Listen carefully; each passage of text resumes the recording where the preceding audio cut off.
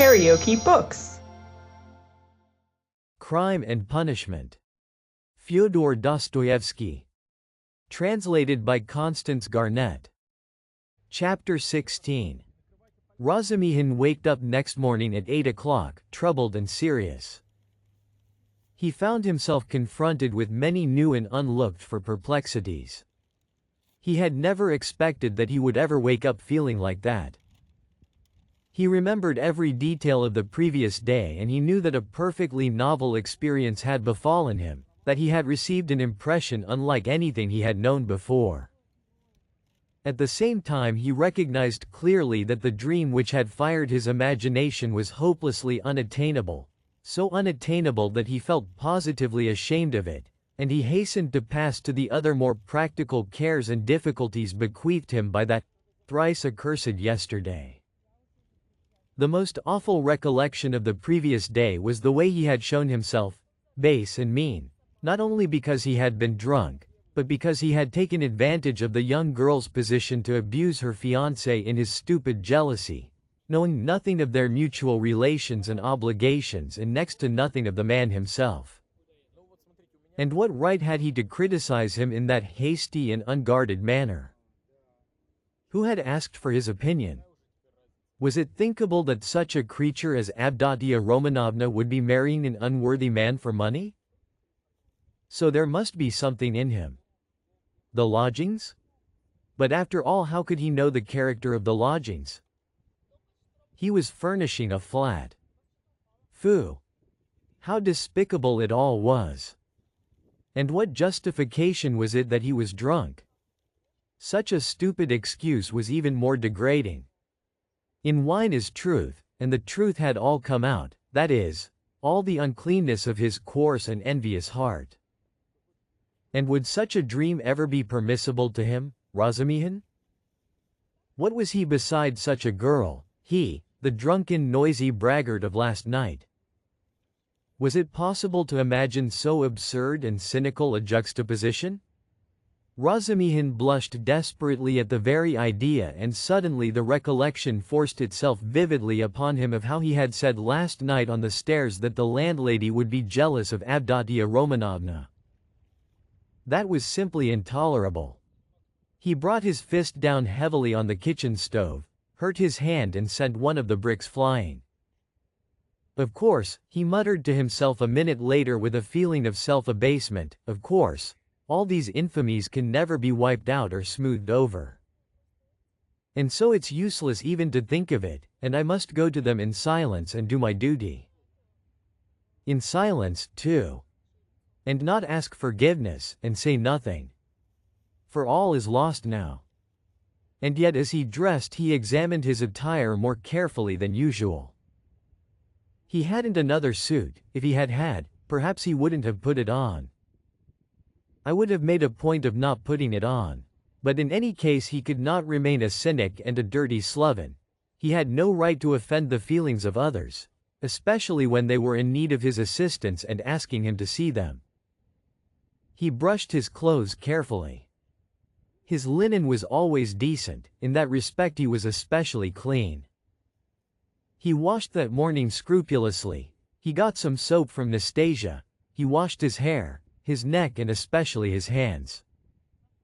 When it came to the question whether to shave his stubbly chin or not, Prasovya Pavlovna had capital razors that had been left by her late husband. The question was angrily answered in the negative. Let it stay as it is. What if they think that I shaved on purpose to? They certainly would think so. Not on any account.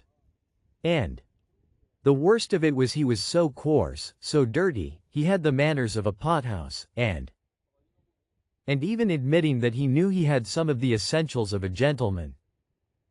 What was there in that to be proud of? Everyone ought to be a gentleman and more than that. And all the same, he remembered, he, too, had done little things. Not exactly dishonest, and yet. And what thoughts he sometimes had, And to set all that beside Avdotia Romanovna. Confound it. So be it. Well, he'd make a point then of being dirty, greasy, pothouse in his manners, and he wouldn't care. He'd be worse. He was engaged in such monologues when Zosimov, who had spent the night in Prasovya Pavlovna's parlor, came in. He was going home and was in a hurry to look at the invalid first. Razumihin informed him that Raskolnikov was sleeping like a dormouse. Zosimov gave orders that they shouldn't wake him and promised to see him again about 11. If he is still at home, he added. Damn it all. If one can't control one's patients, how is one to cure them? Do you know whether he will go to them, or whether they are coming here? They are coming, I think, said Razumihin, understanding the object of the question, and they will discuss their family affairs, no doubt. I'll be off. You, as the doctor, have more right to be here than I. But I am not a father confessor. I shall come and go away. I've plenty to do besides looking after them. One thing worries me, interposed Razumihin, frowning. On the way home I talked a lot of drunken nonsense to him. All sorts of things. And amongst them that you were afraid that he might become insane. You told the ladies so, too. I know it was stupid. You may beat me if you like. Did you think so seriously? That's nonsense, I tell you. How could I think it seriously? You, yourself, described him as a monomaniac when you fetched me to him. And we added fuel to the fire yesterday, you did, that is, with your story about the painter. It was a nice conversation, when he was, perhaps, mad on that very point. If only I'd known what happened then at the police station and that some wretch had insulted him with this suspicion. I would not have allowed that conversation yesterday. These monomaniacs will make a mountain out of a molehill. And see their fancies as solid realities. As far as I remember, it was Zamitov's story that cleared up half the mystery, to my mind.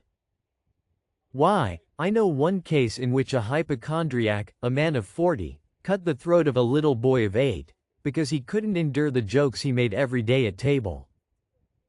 And in this case his rags, the insolent police officer, the fever and this suspicion. All that working upon a man half frantic with hypochondria, and with his morbid exceptional vanity. That may well have been the starting point of illness. Well, bother it all. And, by the way, that Zamitov certainly is a nice fellow, but he shouldn't have told all that last night. He is an awful chatterbox. But whom did he tell it to? You and me? And Porfiry. What does that matter? And, by the way, have you any influence on them, his mother and sister?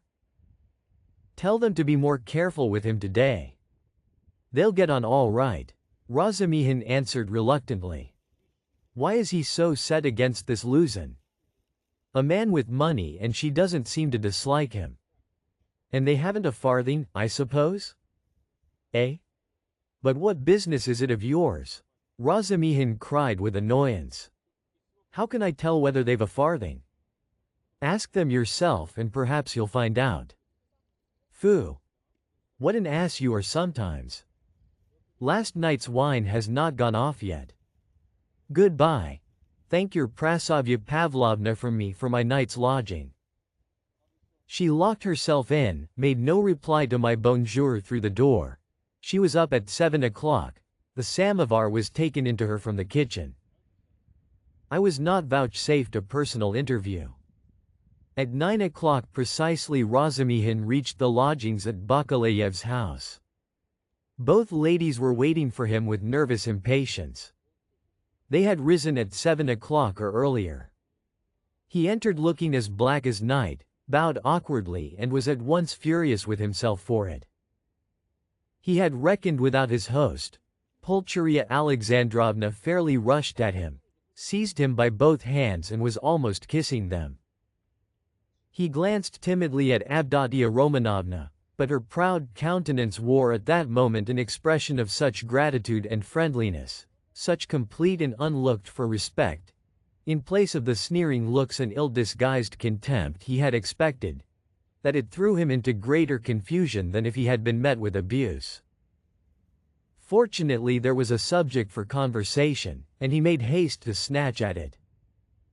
Hearing that everything was going well and that Rodya had not yet waked, Pulcheria Alexandrovna declared that she was glad to hear it, because she had something which it was very, very necessary to talk over beforehand. Then followed an inquiry about breakfast and an invitation to have it with them. They had waited to have it with him. Avdotia Romanovna rang the bell. It was answered by a ragged, dirty waiter, and they asked him to bring tea, which was served at last, but in such a dirty and disorderly way that the ladies were ashamed. Razumihin vigorously attacked the lodgings, but, remembering Luzin, stopped in embarrassment and was greatly relieved by Pulcheria Alexandrovna's questions, which showered in a continual stream upon him.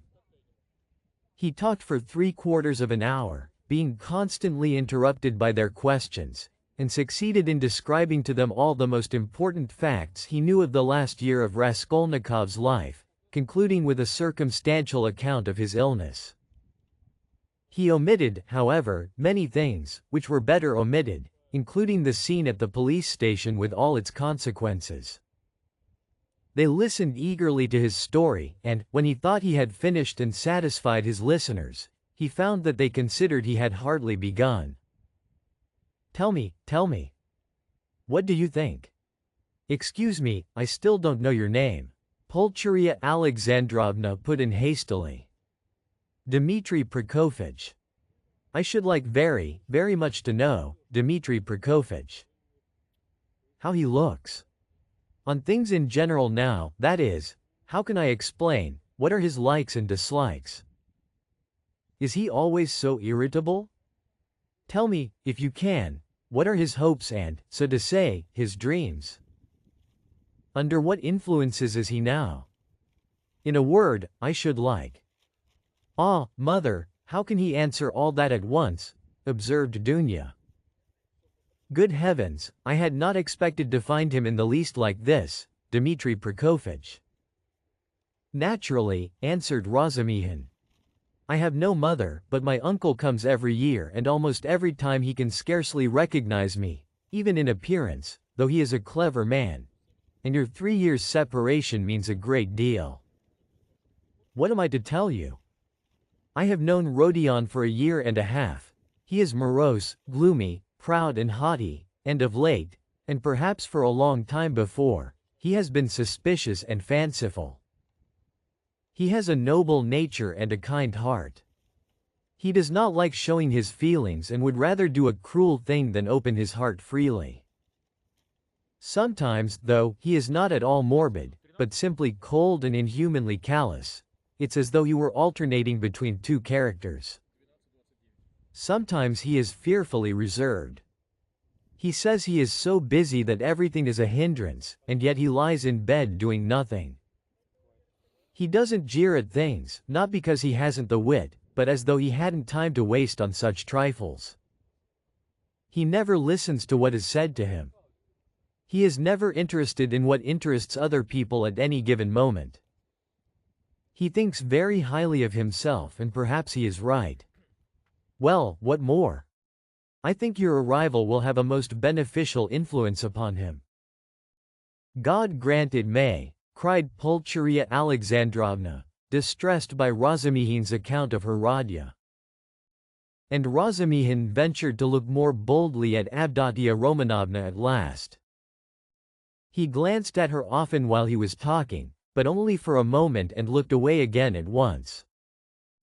Avdotia Romanovna sat at the table, listening attentively, then got up again and began walking to and fro with her arms folded and her lips compressed, occasionally putting in a question, without stopping her walk. She had the same habit of not listening to what was said. She was wearing a dress of thin dark stuff, and she had a white transparent scarf round her neck. Razumihin soon detected signs of extreme poverty in their belongings.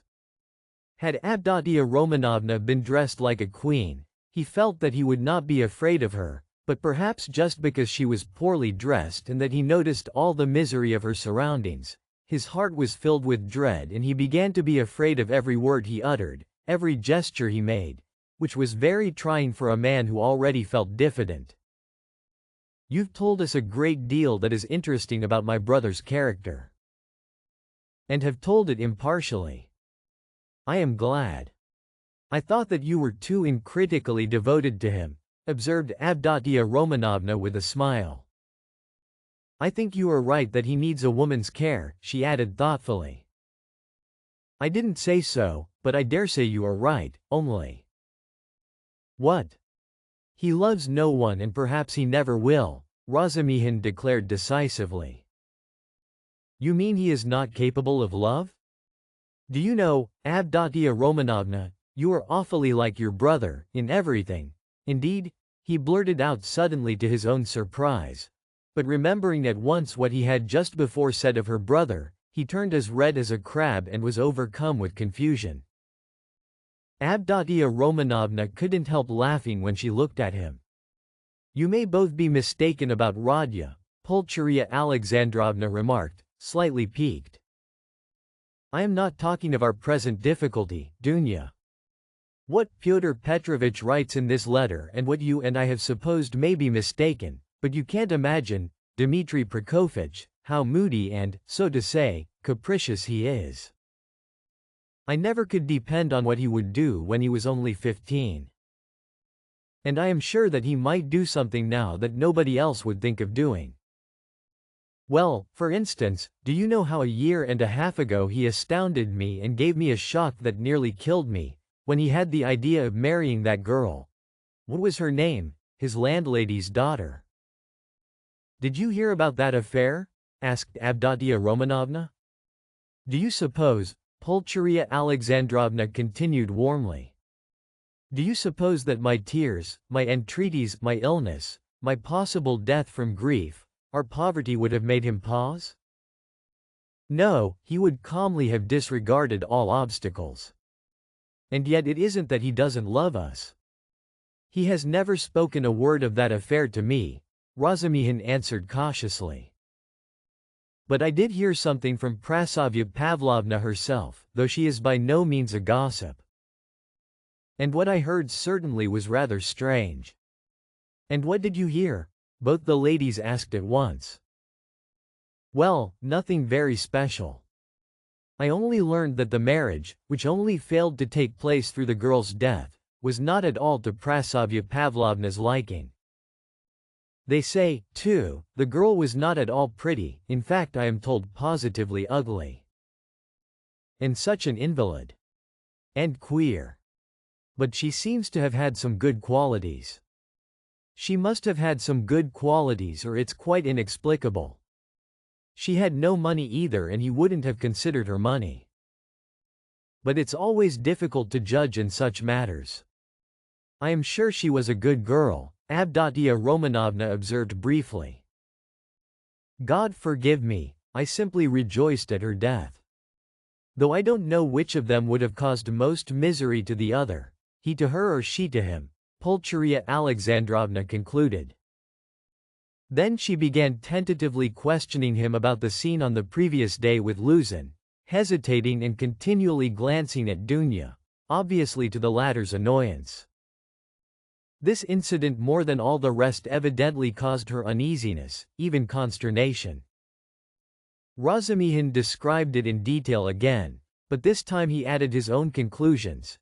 He openly blamed Raskolnikov for intentionally insulting Pyotr Petrovitch, not seeking to excuse him on the score of his illness. He had planned it before his illness, he added. "I think so, too," Pulcheria Alexandrovna agreed with a dejected air. But she was very much surprised at hearing Razumihin express himself so carefully and even with a certain respect about Pyotr Petrovitch. Avdotia Romanovna, too, was struck by it. "So this is your opinion of Pyotr Petrovitch?" Pulcheria Alexandrovna could not resist asking. "I can have no other opinion of your daughter's future husband," Razumihin answered firmly and with warmth, "and I don't say it simply from vulgar politeness, but because Simply because Avdotia Romanovna has of her own free will deigned to accept this man. If I spoke so rudely of him last night, it was because I was disgustingly drunk and mad besides. Yes, mad, crazy, I lost my head completely. And this morning I am ashamed of it. He crimsoned and ceased speaking. Avdotia Romanovna flushed, but did not break the silence. She had not uttered a word from the moment they began to speak of Luzin. Without her support, Pulcheria Alexandrovna obviously did not know what to do. At last, faltering and continually glancing at her daughter, she confessed that she was exceedingly worried by one circumstance. "You see, Dmitri Prokofitch," she began. "I'll be perfectly open with Dmitri Prokofitch, Dunya?" "Of course, mother," said Avdotia Romanovna emphatically. "This is what it is," she began in haste, as though the permission to speak of her trouble lifted a weight off her mind. "Very early this morning we got a note from Pyotr Petrovitch in reply to our letter announcing our arrival. He promised to meet us at the station, you know. Instead of that he sent a servant to bring us the address of these lodgings and to show us the way. And he sent a message that he would be here himself this morning. But this morning this note came from him. You'd better read it yourself. There is one point in it which worries me very much. You will soon see what that is, and tell me your candid opinion, Dmitri Prokofitch. You know Rodia's character better than anyone and no one can advise us better than you can." Dunya, I must tell you, made her decision at once, but I still don't feel sure how to act and I've been waiting for your opinion. Razumihin opened the note which was dated the previous evening and read as follows. Dear Madam, Pulcheria Alexandrovna, I have the honor to inform you that owing to unforeseen obstacles I was rendered unable to meet you at the railway station. I sent a very competent person with the same object in view. I likewise shall be deprived of the honor of an interview with you tomorrow morning by business in the Senate that does not admit of delay, and also that I may not intrude on your family circle while you are meeting your son, and Avdotia Romanovna her brother. I shall have the honor of visiting you and paying you my respects at your lodgings not later than tomorrow evening at 8 o'clock precisely, and herewith I venture to present my earnest and, I may add, imperative request that Rodion Romanovich may not be present at our interview, as he offered me a gross and unprecedented affront on the occasion of my visit to him in his illness yesterday, and, moreover, since I desire from you personally an indispensable and circumstantial explanation upon a certain point, in regard to which I wish to learn your own interpretation. I have the honor to inform you, in anticipation, that if, in spite of my request, I meet Rodion Romanovich, I shall be compelled to withdraw immediately and then you have only yourself to blame. I write on the assumption that Rodion Romanovich, who appeared so ill at my visit, suddenly recovered 2 hours later and so, being able to leave the house, may visit you also. I was confirmed in that belief by the testimony of my own eyes in the lodging of a drunken man who was run over and has since died, to whose daughter, a young woman of notorious behavior, he gave 25 rubles on the pretext of the funeral, which gravely surprised me knowing what pains you were at to raise that sum. Herewith expressing my special respect to your estimable daughter, Avdotia Romanovna, I beg you to accept the respectful homage of your humble servant, P. Luzin. What am I to do now, Dmitri Prokofitch? Began Pulcheria Alexandrovna, almost weeping. How can I ask Rodya not to come? Yesterday he insisted so earnestly on our refusing Pyotr Petrovitch and now we are ordered not to receive Rodya. He will come on purpose if he knows, and what will happen then? Act on Avdotia Romanovna's decision, Razumihin answered calmly at once. Oh, dear me. She says. Goodness knows what she says, she doesn't explain her object. She says that it would be best, at least, not that it would be best, but that it's absolutely necessary that Radya should make a point of being here at 8 o'clock and that they must meet. I didn't want even to show him the letter, but to prevent him from coming by some stratagem with your help. Because he is so irritable. Besides, I don't understand about that drunkard who died and that daughter, and how he could have given the daughter all the money. Which cost you such sacrifice, mother, put in Avdotia Romanovna. He was not himself yesterday, Razumihin said thoughtfully. If you only knew what he was up to in a restaurant yesterday, though there was sense in it too. He did say something, as we were going home yesterday evening, about a dead man and a girl, but I didn't understand a word. But last night, I myself. The best thing, mother, will be for us to go to him ourselves, and there I assure you we shall see at once what's to be done.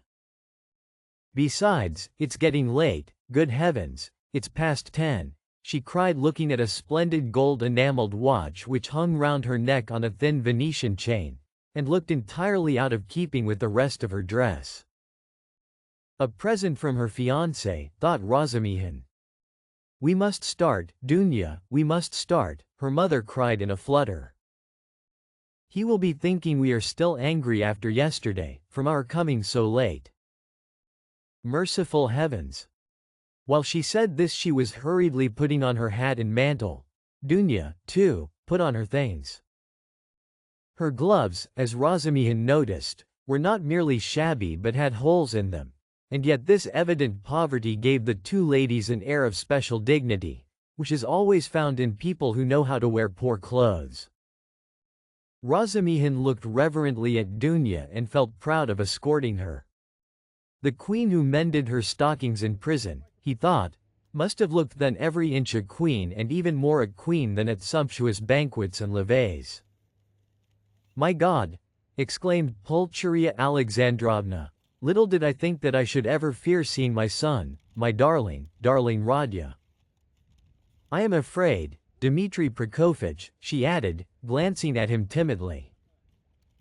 Don't be afraid, mother, said Dunya, kissing her, better have faith in him. Oh, dear, I have faith in him, but I haven't slept all night, exclaimed the poor woman. They came out into the street. Do you know, Dunya, when I dozed a little this morning I dreamed of Marfa Petrovna. She was all in white. She came up to me, took my hand, and shook her head at me, but so sternly as though she were blaming me. Is that a good omen? Oh, dear me. You don't know, Dmitri Prokofitch, that Marfa Petrovna's dead. No, I didn't know. Who is Marfa Petrovna? She died suddenly, and only fancy. Afterwards, Mama, put in Dunya. He doesn't know who Marfa Petrovna is. Ah, you don't know? And I was thinking that you knew all about us. Forgive me, Dmitri Prokofitch, I don't know what I am thinking about these last few days. I look upon you really as a providence for us, and so I took it for granted that you knew all about us. I look on you as a relation. Don't be angry with me for saying so. Dear me, what's the matter with your right hand? Have you knocked it? Yes, I bruised it, muttered Razumihin overjoyed. I sometimes speak too much from the heart, so that Dunya finds fault with me. But, dear me, what a cupboard he lives in. I wonder whether he is awake? Does this woman, his landlady, consider it a room? Listen, you say he does not like to show his feelings, so perhaps I shall annoy him with my weaknesses? Do advise me, Dmitri Prokofitch, how am I to treat him? I feel quite distracted, you know. Don't question him too much about anything if you see him frown. Don't ask him too much about his health, he doesn't like that. Ah, Dmitri Prokofitch, how hard it is to be a mother. But here are the stairs. What an awful staircase. Mother, you are quite pale, don't distress yourself, darling, said Dunya caressing her. Then with flashing eyes she added, he ought to be happy at seeing you, and you are tormenting yourself so.